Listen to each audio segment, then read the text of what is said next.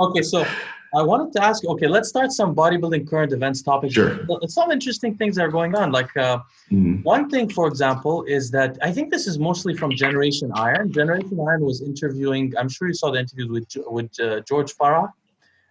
Originally, it was George And I Farah. don't, full disclaimer, I don't watch Generation Iron because I think it's a bunch of negativity. I hate it. And I hate Tony asked me, "Do you want to be part of the Generation Iron 3 or 4?" And I said, "No. yeah, This is too much exposure, and it's all negative horse shit, you know." And exactly. it's all clickbait, and I don't watch it. So please enlighten me on what was said. It's very brief. There's not much to know Yeah. about that. But I don't, I also, just to say, I also don't really like that channel. The channel I like that Mm. tells the news is RX Muscle. I think they do it well. Yeah. Nick I Strength and Power and the Power. Australian Desktop Bodybuilding, which is a horrible name, but it's a great channel. It's very positive. I just came across this channel also. Yeah. Hey, that channel has like 300,000 followers, right? Or subscribers. No, Nick Strength and Power has got like 800,000 or almost 1 million, and Desktop Bodybuilding maybe 20 or 30. Oh, okay. I'm It's talking still about. growing. Yeah. Okay. Yeah, Okay, it's I'll still check it growing. out. I don't know it then. But I'll Yeah, it's say, interesting, and it's positive. You know, I stopped watching TV and the news years ago, maybe even 20 years ago. When I was 15, I realized it was all horseshit. And so I only watch the positive stuff, which makes you live in a giant bubble. But it's a very pleasing and positive bubble. It's by the way, that's a very wise way to live, because most of the news we watch is what we would call in statistics static. It's not actually large changes. So you're getting your emotions riled up for nothing. Yeah, yeah, Instead of watching the news every day, if you read a journal once every 3 months, you'll know what really was important. right. That's what I do also with this Corona stuff. I update it every 2 weeks. You know, not every day because you'll go freaking nuts. And it's not useful because that information No, turns out not to be true a few days later. no, exactly. Right. So, but basically what happened is George Farah, he had cancer, and thank God he Mm-hmm. recovered. He had a colorectal Right. cancer. And, the history of George Farah is that he made his name uniquely among the gurus, being Mm-hmm. someone that was very against high protein diets because Mm-hmm. he got He shot. has one kid now, right? Yeah, he has one kidney. Yeah. Exactly. So he was always talking about high carbohydrates.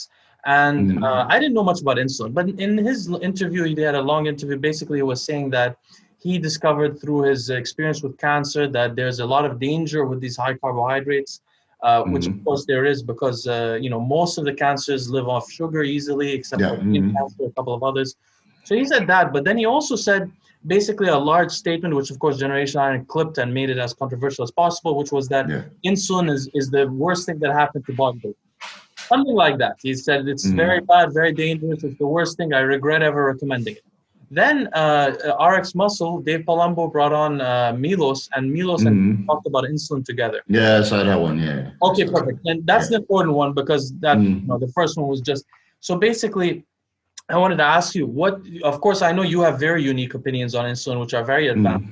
But first of all, who do you think of those three? Obviously, the first one is a bit ridiculous, but Milos and the RX Dave, who did Mm-hmm. you side with more? What did you think of it?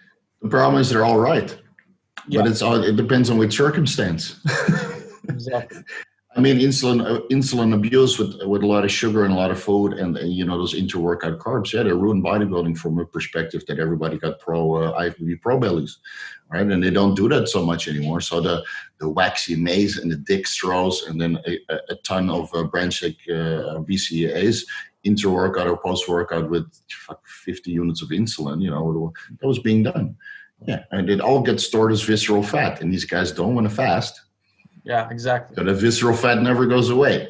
And Palumbo is right in the sense that he wants to treat it as a diabetic.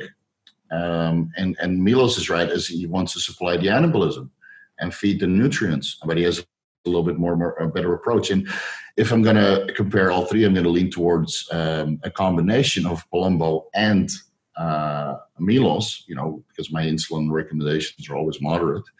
So use insulin to help absorb your meals and improve the digestion and then deliver the nutrients to your muscle tissue without ruining insulin sensitivity for the sake of anabolism.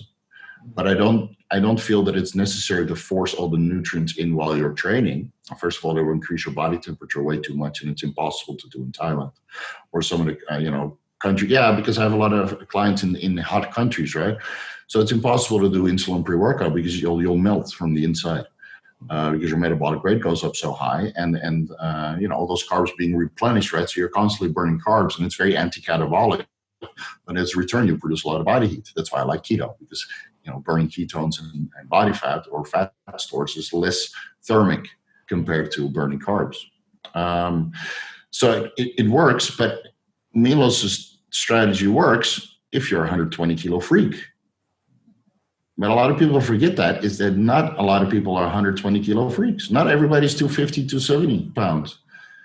I'm 230, 240, 250 at maximum, and I don't need it. I don't need this pre-workout insulin. But if you're a big guy, you need it, because you burn through all the glucose so fast that you start to grow catabolic halfway through your workout. Because there's the glycogen is gone. And their metabolic rate is so high because of the androgens and maybe thyroid.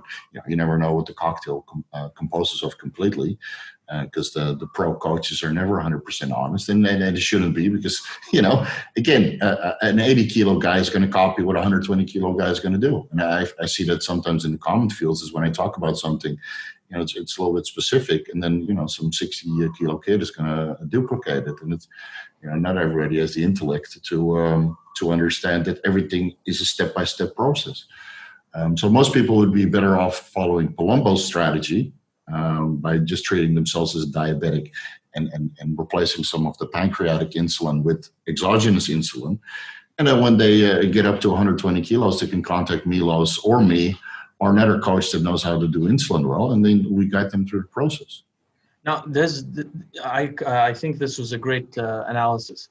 One thing I would add, what I wanted to say about this, I didn't get a chance to say, is that number one, so there's a theory in terms of diabetes research, which is that this is the old theory, and Fung is someone who popularized the opposite of this, actually. So the old theory is that the pancreas, actually the beta cells die, and for example, I've brought this to the attention of the public by saying, if the pancreas beta cells were really dying, and that's the reason for the lack of insulin, not sensitivity but production, then when people get, for example, bariatric surgery, when the obese people their stomach stapled or cut out or whatever, they wouldn't become undiabetic because the pancreas is already destroyed. But in fact, some of them recover completely, and their sensitivity and their insulin production. So the original, when Palumbo began using insulin with growth hormone, he was thinking that he's saving his pancreatic beta cells from death. But it may be the case that that's not actually happening in the first place. Now, now we don't know, but let's just say that may be the case. The other thing that we have to know is that growth hormone, when you're injecting it, is making you, at the time, of course, you know this, you talk about all the time, making you insulin resistant. But it's not just making you insulin. There's a lot of people that view Palumbo's discussions don't realize it's not making you insulin resistant just against your own insulin, but it's making you insulin resistant against all insulin. And as it's on the muscle cell, right? And it's by increasing its triglycerides a little bit and by acting on the cell membrane. And so there's a few different pathways where you're getting insulin resistant, but it's also dose dependent. So if you're taking 2 units of growth hormone, it doesn't really matter that much, But if you start taking 2 units of growth hormone several times per day, or doing like 10 units of growth hormone, is your weekly budget divided by 3, for example, during the off season, you're pretty freaking insulin resistant. And you'll still need to use insulin to bring the blood sugar down. But it's the amount of insulin that's in, and you'll see the hemoglobin H1C just increase over time, because the insulin starts working on the hemoglobin. Or the blood sugars started working on the hemoglobin, sorry. No, please. Everything you're saying is, I agree with completely. But 2 things are happening then, right? In the acute phase, you're getting, in the acute phase, while you inject the growth hormone, of course, depending on the dose, like you said, I've tried this myself with various doses, and it only really happens when you go to very high doses, you notice it. But say you inject the growth hormone, you become acutely insulin resistant. Now the fear is chronic insulin resistance and acutely. So acutely, you want to absorb your nutrition. So you may need to supplement with insulin. But as we know with all type 2 diabetics, over the years, they have to use higher and higher doses of insulin because just injecting that exogenous insulin makes you, if you do it consistently enough, makes you insulin resistant also against that insulin. So that's one thing. And the other thing that I wish that George Farah said, he was like, insulin is so dangerous.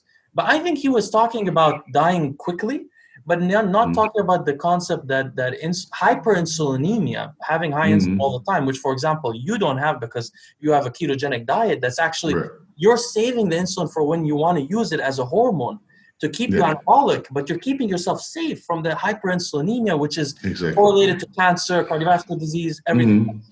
Mm, mm. So, this approach that you use is really health saving for a bodybuilder. I hope so. We'll see when I'm 50, right? It's because, yeah, what I'm doing is a little bit against the grain because I'm taking insulin on a ketogenic diet. But, the whole philosophy of that is that you get a little bit of gluconeogenesis from protein and stored body fat or some of the carb sources that you have, right? So raise your glucose levels. And by taking growth hormone, the lipolysis that you cause, you get the triglycerides and the glycerol backbone goes through the liver and increases blood sugar levels. So by taking a long-acting insulin, actually I keep my blood sugar levels, to the middle of the range, which promotes more lipolysis because now there's no feedback, right? The blood sugar is suppressed, so there's no negative feedback from more lipolysis, which can then convert into ketones.